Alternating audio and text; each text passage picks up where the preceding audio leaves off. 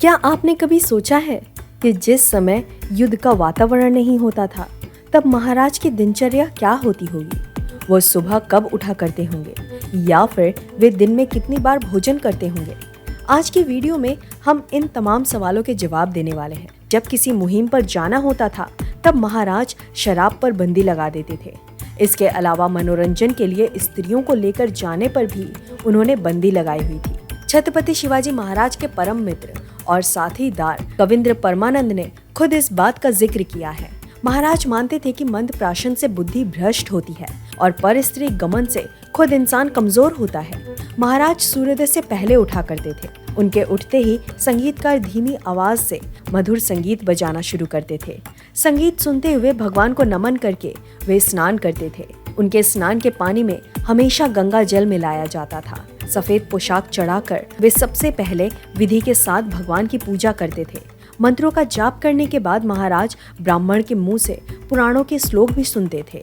सूर्योदय के दूसरे पहर तक उनकी पूजा खत्म होती थी और उसके बाद पोशाक बदलकर वे व्यायाम कक्ष में निशानेबाजी और तिरंगबाजी का अभ्यास करते थे।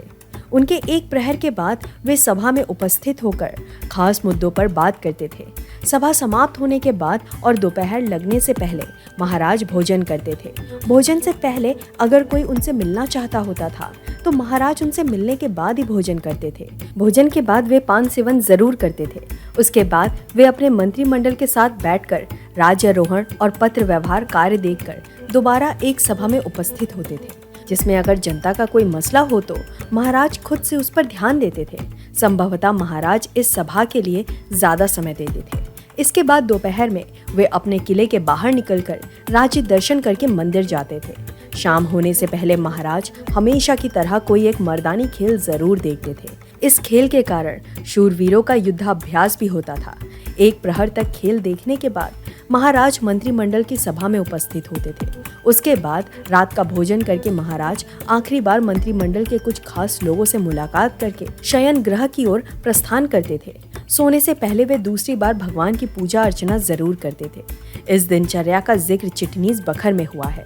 कुछ इतिहासकार चिटनीस बखर की विश्वसनीयता पर सवाल भी उठाते हैं, लेकिन आपकी क्या राय है? हमें कमेंट में जरूर बताइएगा।